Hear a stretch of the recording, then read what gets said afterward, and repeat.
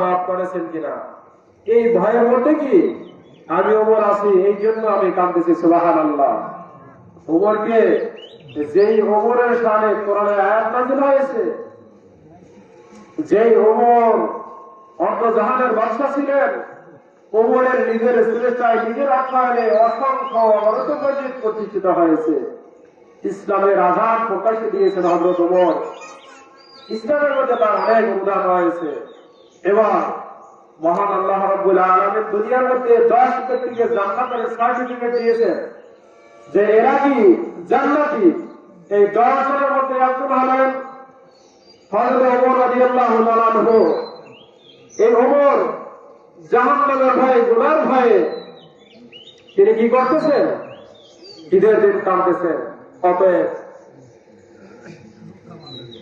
হাদিসের ভিতরে আছে মাহে রমজানটা এত গুরুত্ব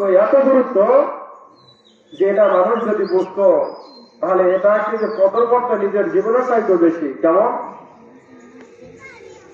বুজুর্গানে দিন আল্লাহওয়ালা ব্যক্তিরা বলে থাকেন, মাহে রমজানে যদি কোনো বান্দা পায় আর মাহে রমজান পাওয়ার পরে মাহে রমজানে রোজা রাখলো, ইবাদত করলো, তারাবি নামাজ আদায় করলো, যা কিছু করলো, এর মধ্যে সবচেয়ে গুরুত্বপূর্ণ হচ্ছে মাহে রমজানের রোজা, যেটা প্রতিদান পুরস্কার আল্লাহ তাআলা জিহাদে বন্টন করবেন। সুবহানাল্লাহ। আর এর মধ্যে একটা হচ্ছে যে রোজাদার ব্যক্তির জন্য আল্লাহ তাআলা জান্নাত অবধারিত রেখেছেন। অতএব আল্লাহ তাআলা আমাদের উপর রোজা ফরজ করেছেন। আমরা যে রোজা রেখেছি, এই রোজার ভিতরে যদি কোনো ভুল ত্রুটি হয়ে থাকে, আল্লাহ যদি আমার আপনার রোজাটা পছন্দ করে, আমরা তো কম বেশি কি ভুল করি, কি বলেন? আল্লাহওয়ালা ব্যক্তিরা বলে থাকে, আল্লাহর কাছে যদি বান্দার একটি বছরের একটা রোজাও যদি আল্লাহ কবুল করেন, যে আজকে আমার জীবনের একটি রোজার মাস পাইলাম, এই রোজাটা যদি আল্লাহ তাআলা কবুল করে, আপনার আমার জন্য জান্নাতে যাওয়া খুব সহজ হয়ে যাবে। বলেন না সুবহানাল্লাহ।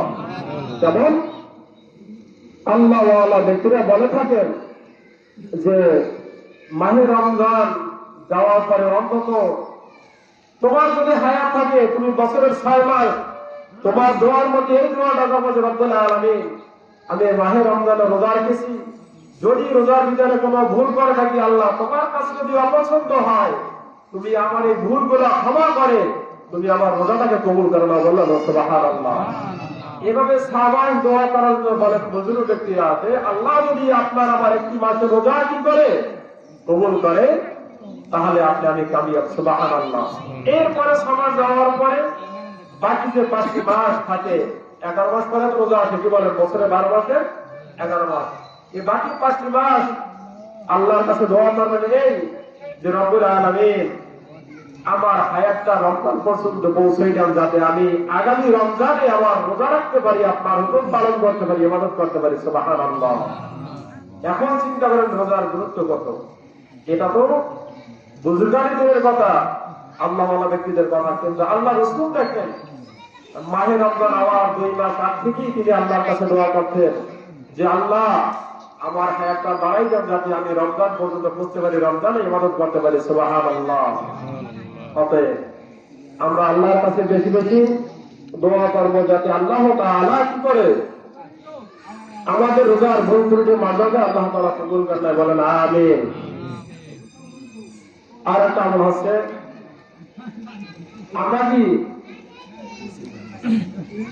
আমরা মাহে রমজানের 1 মাস রোজা রাখলাম, কি বলেন? বাকি যে 11টি মাস আছে, এই 11টি মাস রোজা রাখার সব কি আমি পেতে চাই? বলেন, কথা বলেন। আল্লাহ রাসূল সাল্লাল্লাহু আলাইহি ওয়াসাল্লাম হাদিসের মধ্যে ঘোষণা হয়েছে, আল্লাহ তাআলা বান্দার জন্য মাহে রমজানের রোজা ফরজ করেছেন। আল্লাহ তাআলা বলেছেন, বিসমিল্লাহির রাহমানির রহিম, ইয়া আইয়ুহাল্লাযীনা আমানু কুতিবা আলাইকুমুস সিয়াম কামা কুতিবা আলাল্লাযীনা মিন ক্বাবলিকুম লাআল্লাকুম তাত্তাকুন। বান্দা, তোমার উপর মাহে রমজানের রোজা ফরজ করা হয়েছে, অতএব তুমি মাহে রমজানের রোজাটা রাখো। আল্লাহ রাব্বুল আলামিনের হুকুম রমজানের রোজা রাখার পাশাপাশি কোন বান্দা যখন শাওয়াল মাসের 6টি রোজা রাখেন, মহান আল্লাহ রাব্বুল আলামিন কি করে শাওয়াল মাসের 6টি রোজা রাখার কারণে বান্দার আমলনামার মধ্যে 1 বছর রোজা রাখার সওয়াব দান করে। বলেন না সুবহানাল্লাহ। যে আমরা মাহে রমজানে কি একটি মাস রোজা রাখলাম, এই একটি মাস রোজা পরে বাকি থাকে কত? 11টি মাস। এই শাওয়াল মাসের আজকে কি প্রথম দিন, বছরে 5 দিন রোজা রাখা হারাম। আমরা মাহে রমজানে রোজা রেখেছি, আল্লাহ রসুল পালন করেছি। কি বলেন?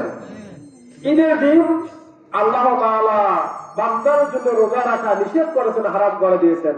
অতএব আজকে দুনিয়ার মধ্যে কোন ব্যক্তি রোজা রাখে? বলেন রাখে না। কেন? আল্লাহ নিষেধ করেছে। আর রোজা এমন একটা ইবাদত, এই ইবাদতের মধ্যে কোন ঘাটতি নাই, কোন কমতি নাই।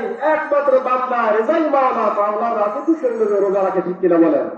কারণ নামাজ এটা লোক দেখানো ইবাদত, ডান্স সাজা লোক দেখানো ইবাদত, হজ করা লোক দেখানো ইবাদত, যাকাত দেওয়া লোক দেখানো ইবাদত। এভাবে যত ইবাদত রয়েছে, ইবাদতের ভিতরে কি লোক দেখানো ইবাদত রয়েছে। আর রোজা এমন একটা জিনিস, এটার মধ্যে লৌকিকতা নাই। আছে? বলেন নাই। কিভাবে? ধরেন আমি মসজিদের ইমাম সাহেব, রোজা রাখলাম, দুপুরে ক্ষুধা লাগছে, আমি যদি আমার রুমের মধ্যে রুম বন্ধ করে খাবার খাই, যদি আর কোনো মানুষ দেখবে? বলেন দেখবে না। এখানে মুসলিমরা মসজিদের সভাপতি আছে, সেক্রেটারি আছে, আমরা সবাই জানি সেক্রেটারি সাহেব রোজা, সভাপতি রোজা, মুয়াজ্জিন সাহেব রোজা। কিন্তু পেটে ক্ষুধা লাগছে, ঘরের মধ্যে তিনি কিছু খাইলেন, দুনিয়ার কোন মানুষ দেখবে? বলেন দেখবে না। বান্দা আল্লাহকে কতটা রাজি খুশি করার জন্য রোজা রাখে, একটু চিন্তা করেন। সারাদিন রোজা রাখার পরে বিকাশিত ক্লান্ত কলিজা শুকিয়ে যায়, ইফতারির সামনে নিয়ে বসা 10 মিনিট, শরবতের গ্লাস সামনে, ইফতারির আইটেম সব সামনে, কিন্তু বান্দা বসে দেয় না। কেন? আবার অপেক্ষা করে যে আজান দেওয়ার পরই বান্দা পানি মুখে নেয়, খেজুর মুখে নেয়, ইফতারি করে। ঠিক কিনা বলেন? কেন? যে একটা সেকেন্ড আগে কোনো ব্যক্তি রোজা ভাঙে না, এজন্য যে আল্লাহ রাব্বুল